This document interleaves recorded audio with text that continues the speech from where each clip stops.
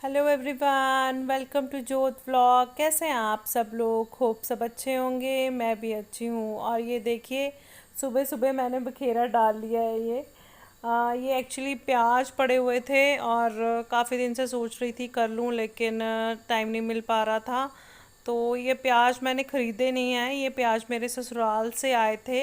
Actually season जब भी होता है तो इकट्ठे प्याज वहाँ से आ जाते हैं। और जो लोग इकट्ठे प्याज लेते होंगे, ख़रीदते होंगे, या जिनके घरों में अपने होते होंगे, उनको पता होगा कि इनको मेंटेन करना बहुत ही मुश्किल हो जाता है।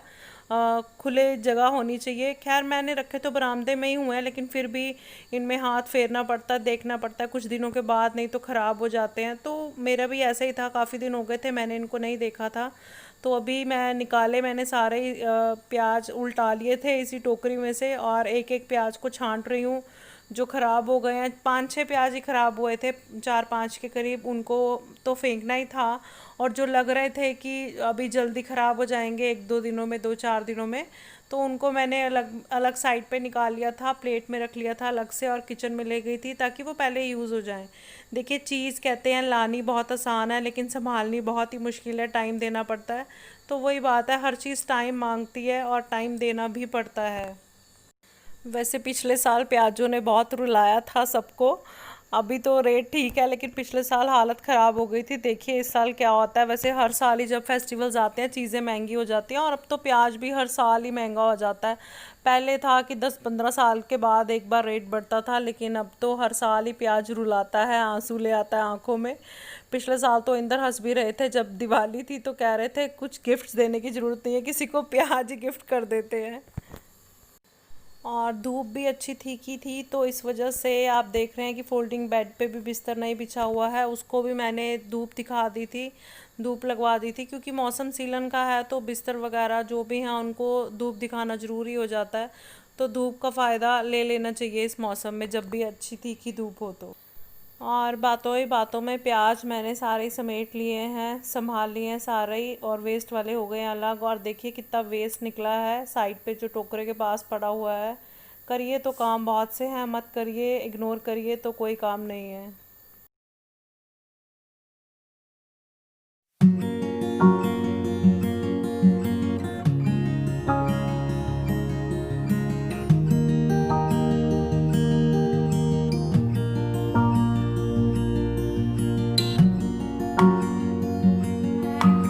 Welcome back. तो टाइम देखिए कितना हो गया है, 1:30 बज गए हैं। और फ्री हो गए हैं कामों से। आज थोड़ा लेट हो गया। एक्चुअली ऐसा ही होता है, जब ज़रूरत के जो काम रूटीन के होते हैं उससे हट के जब काम किया जाता है तो थोड़ा लंबा चला जाता है। एक्चुअली मैं कुछ दिनों से इग्नोर कर रही थी। देख तो रही थी प्याज की। देखना पड़ेगा मुझे, थोड़ा इसको करना पड़ेगा ठीक। लेकिन इग्नोर इसलिए कर रही थी क्योंकि जब मेरा ध्यान जाता था तब साफ़ सफाई हो चुकी होती थी और काम निपट चुका होता था, और उसके बाद में ये काम करो तो फिर बिखेरा और ज़्यादा बढ़ जाता है। तो इसलिए इग्नोर कर रही थी, लेकिन आज फिर सोचा कि सफाई नहीं हुई है तो पहले कर लूँ, क्योंकि ज़रूरी था ये भी करना। तो वो मैंने कर लिया। और 1:30 बज गए हैं अभी। लंच बनाना है मुझे, और लंच में आज सब्जी नहीं बना रही हूँ। कल राजमा बनाए थे ना, आपने देखा होगा, तो राजमा बच गए थे, तो वो मेरे पास पड़े हैं। तो फिर अब उसको यूज़ कैसे करूँ, तो सोच रही थी कि पराठे बना लूँगी, राजमा के पराठे। खाया आपने कभी? पता नहीं कईयों ने खाए होंगे या नहीं खाए होंगे। मैं ऐसे कर लेती हूँ, जैसे मैंने आपको बताया कि सब्जी बच जाए तो उसमें डाल के चावल बना लेती हूँ। तो कल राजमा चावल ही बने थे, तो उसमें डाल के चावल बनाने का तो कोई सीन बनता ही नहीं है, होगा ही नहीं। तो मैंने टाइम से सुबह ही राजमा को मिक्सी में डाल के ग्राइंड कर लिया था, क्योंकि लाइट वैसे तो जाती नहीं है, लेकिन आजकल थोड़ा सा हो रहा है, झमके मार रही है। और ऐसे होता है कि जब आपको खास ज़रूरत होना कि ये चीज़ पीसनी ही है, तब लाइट होती नहीं है। तो इस वजह से मैंने सुबह ही राजमा मिक्सी के जार में डाल के उसको पीस के उसकी फाइन पेस्ट बना ली थी। रेसिपी तो नहीं दूंगी, आप लोग बोर हो जाएंगे मुझे ऐसे लगता है, तो ऐसे बता देती हूँ कि क्या करती हूँ।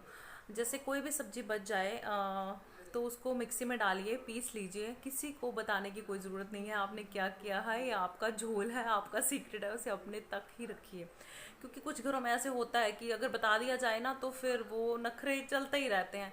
खैर मेरे घर में तो अब सबको पता है कि मैं ऐसे करती हूँ। मैंने कल रात में ही बता दिया था कि इसको मैं ज़्यादा देर अब फ्रिज में नहीं रखूँगी, और वेस्ट तो मैं बिल्कुल भी नहीं करूँगी। जैसे कि आप लोगों को पता है मैं वेस्ट करने के हक़ में बिल्कुल भी नहीं होती हूँ अनाज।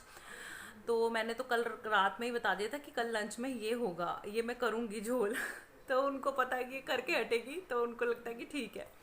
तो मिक्सी के जार में डालिए और उसको ग्राइंड कर लीजिए अच्छे से। इवन घिया बच जाए, आलू न्यूट्री की सब्जी भी बच जाए, उसको डालिए मिक्सी में। और अगर 2-3 टाइप्स की सब्जी भी बच जाए, जैसे सपोज़ बैंगन का भरता बच गया, या इवन मंचूरियन बच गया, कद्दू बच गया, सब मिक्सी में डालो, उसको अच्छी पेस्ट बना लो उसकी। और फिर आटा लो, आटे में वो पेस्ट डालो, ऊपर से डालो बारीक कटा हुआ प्याज, हरी मिर्च, अदरक बारीक बारीक कटा हुआ, और सारे मसाले जैसे नमक, मिर्च, हल्दी, कसूरी मेथी। चाहे चटपटा चाहिए तो अनारदाना डाल सकते हैं, चाट मसाला ऑप्शनल है ये चीज़ें, है ना। अजवाइन डाल लो, परांठों में अच्छी लगती है। और क्या डालेंगे, और क्या मसाले होते हैं, बेसिक मसाले जो पराठे में डलते हैं ये सब डाल लो। कसूरी मेथी स्किप मत करना, ज़रूर डालना। मौसम हो तो खूब सारा हरा धनिया डालो, और नमक डालो, एक्स्ट्रा डालना ही पड़ेगा। और उसको गूंद लो अच्छे से। आटा गूंद लो जैसे नॉर्मल गूंदते हैं हम लोग, और कुछ नहीं करना। और फिर उसको रेस्ट दो और उसके पराठे बनाओ, और इतने टेस्टी पराठे बनेंगे। सब्जी भी लग जाएगी, जो कटोरियों में फ्रिज में पड़ी नहीं रहती थोड़ी थोड़ी थोड़ी थोड़ी। और एंड में हम लोग क्या करते हैं, वेस्ट करते हैं उसको, डस्टबिन में जाती है वो सब्जी, ये कह के कि अब बासी होगी या हम नहीं खाएंगे। या खुद भी होता है कि अब इतना बासी क्यों खाना, क्योंकि कई बार कटोरियों में जाती है और वो डस्टबिन में जाती है। तो ऐसा मत कीजिए, उसको उसके पराठे बनाइए। कुछ भी किसी भी किस्म की सब्जी हो, जितनी भी वैरायटी हो, ये नहीं एक ही बची है तो एक ही, 3-4 सब जाने दीजिए, एक्सपेरिमेंट कीजिए, और इतने टेस्टी पराठे बनेंगे कि फिर आप सब्जी चाहोगे कि थोड़ी सी बच जाए तो फिर ये वाले पराठे बना लेंगे हम। शिमला मिर्च, आलू, कुछ भी सब्जी, अरबी, कुछ भी सब्जी हो तो आप ये कर सकते हैं। तो उसी हिसाब से मैं बनाऊंगी आज राजमा के पराठे। तो 1:30 बज गया, आटा गूंद लेती हूँ ताकि आटे को रेस्ट भी मिल जाएगा। और फिर बाद में पराठे, जैसे मतलब बच्चों को ने आज हम मैंने और बच्चों ने सुबह ब्रेकफास्ट नहीं किया है, 1:30 बज गया। चाय का एक कप लिया था मैंने, और अभी ऐसे फील हो रहा है कि भूख लग रही है, लेकिन इंदर का नहीं पता वो कब आएंगे। एक्चुअली इंदर ने भी सुबह ब्रेकफास्ट नहीं किया, उन्होंने आज स्प्राउट्स ही लिए थे, तो फिर हम लोगों का भी स्किप हो गया। जैसे मैंने फिर चाय ही ले ली, और बच्चों ने भी बस हल्का फुल्का सा ही लिया। तो 1:30 बज गए, अभी फील हो रही है भूख, बच्चों को बना दूंगी मैं, तो जब इंदर आएंगे तभी करूँगी। और देखिए कितनी अच्छी किस्मत होती है आटे की, उसको भी रेस्ट चाहिए होता है, लेकिन हम हाउस वाइफ्स की किस्मत में रेस्ट नहीं होता। हम लोग ऐवे ही है, आटे से भी गए गुजरे। मजाक कर रही हूँ, चलिए आटा गूंद लेती हूँ, फिर बाद में मिलती हूँ आपसे।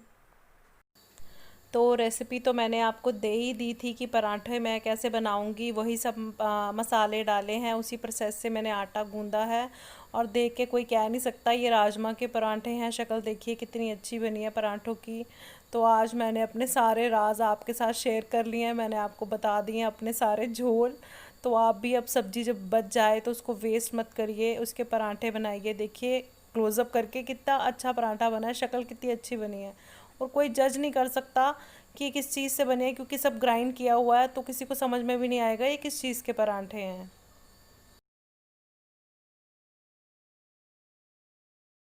Good evening. तो शाम हो चुकी है, 7 बज गए हैं। और हाँ जी, पानी फ्रिज च ही ਹੁੰਦਾ है। इंदर आ चुके हैं, 7 बज चुके हैं, क्योंकि मैंने आपको बताया था ना मार्केट बंद हो जाती है इस वजह से। और वो पूछ रहे पानी कितने रखे आप। पानी फ्रिज में ही होगा। तो अभी आए हैं वो, वैसे पानी पी चुके हैं, लेकिन पता नहीं क्यों फिर से पानी चाहिए, मुझे नहीं पता। और बच्चे मेरे बड़ी टेंशन में है यार, बताऊं क्यों।